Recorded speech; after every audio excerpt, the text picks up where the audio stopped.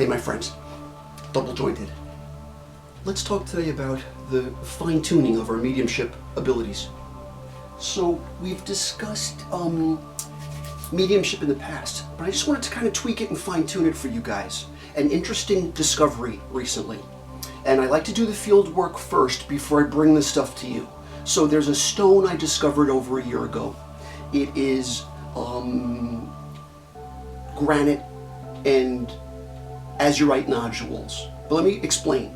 The rondelle piece that I bought over a year ago, discovered it from only one particular vendor. No one knew what the crystal was. No one knew what it was for. No one had seen it before. It took me a full year of investigating, doing a lot of research, and then of course, like I said before, field research to determine what is it doing in my life metaphysically as far as my mediumship qualities or even psychic abilities or manifestory qualities. So the stone turned out to be amazing. It surpassed my wildest dreams. I don't want to have this rondelle of mine on film because frankly, it's got a lot of echoes of spiritual energy in it. So I brought a companion piece to it with me.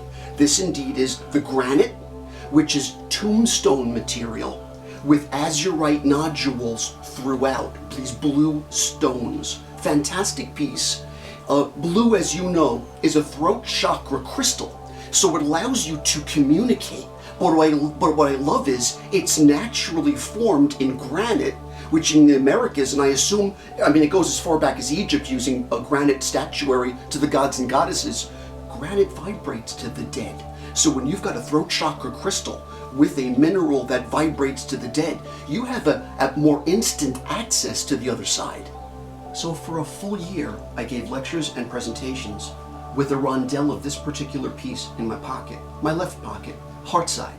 And I found I was making incredible connections, names, the personages that I wanted to speak to, what they looked like, connections, strong connections because of this particular stone. But again, amazed that no one in the field, metaphysics, no one knew what the stone was.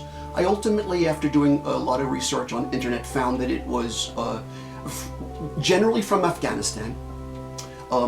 Now that people want to be in the Americas politically correct, I find that people are saying it's from Pakistan.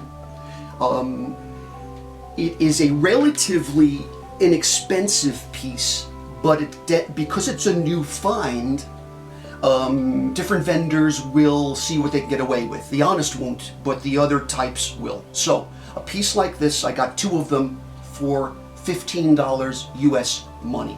But I've seen pieces a third or a fourth or a fifth of this size rather going for $58, $60, $70 because the public right now at large doesn't really know. So I might say, if you want to add this to your repertoire of mediumship, and it will work, I'm here to tell you it does. It really works. It's astonishing. But look around.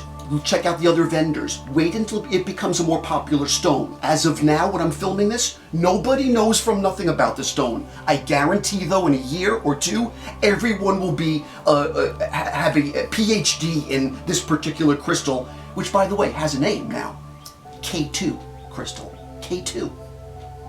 As named for this K2 mountain range in the Pakistan, Afghanistan mountainside. I don't know. That's what I'm told.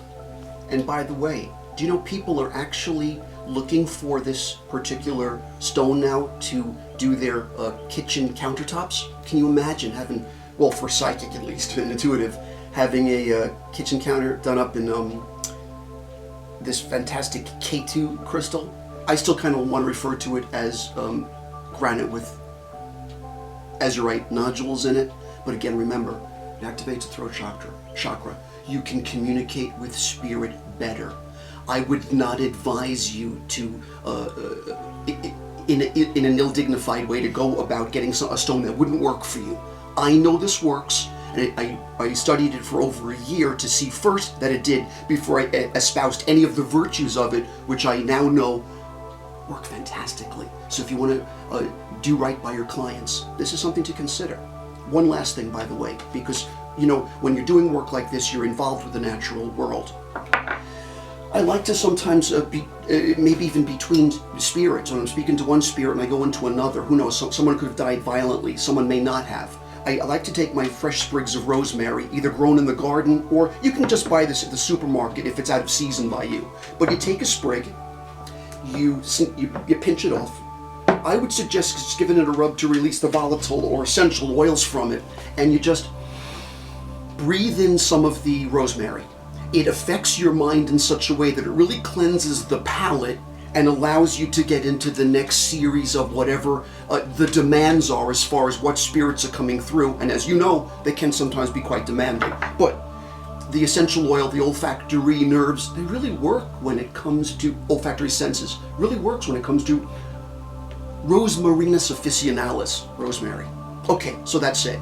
Now that my palate is cleansed, and now that I've got my K2 crystal with me, why don't we do a reading for, this year is the year of the green wooden sheep. We'll do a grand trine read like we've done in the past and see what comes through for all of us. Here we go. And the vibes say this. I just did a little reading for myself before I read for you guys. I just wanted to kind of get a personal vibe. It was pretty decent. Let's see what comes through for you guys though. So, we're in a number 8 year, they say. 2 circles that are connecting. Maybe it's very in and outer.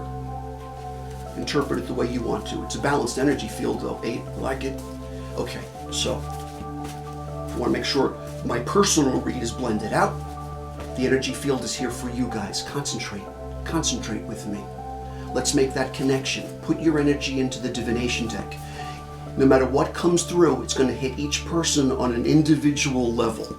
This crystal has really brought my energy, my intuitive vibrations up to a whole new height, crescendo.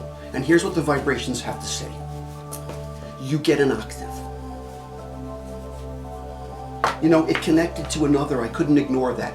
So I choose the 2 together. They're magnetized.